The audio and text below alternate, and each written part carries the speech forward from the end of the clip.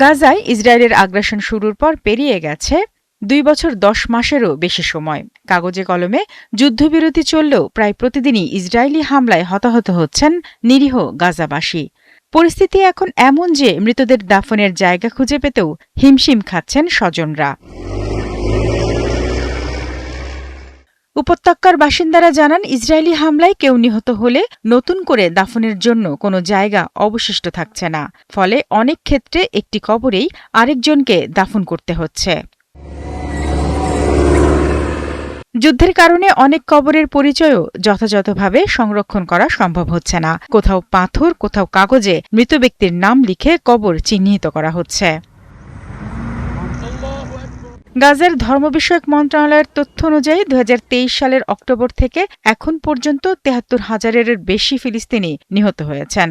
তবে শুধু বিপুল সংখ্যক প্রাণহানিই নয়, দাফনের জায়গার সংকটের বড় কারণ ইসরায়েলি হামলায় কবরস্থান সহ অসংখ্য বেসামরিক অবকাঠামো ধ্বংস হয়ে যাওয়া।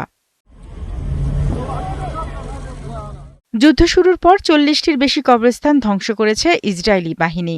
এছাড়া ইসরায়েলি বাহিনীর নিয়ন্ত্রণাধীন এলাকায় কবরস্থানে প্রবেশের উপরও কঠোর বিধিনিষেধ আরোপ করা হয়েছে। ফলে দাফনের জন্য ব্যবহারযোগ্য জায়গার সংখ্যা আরও কমে গেছে।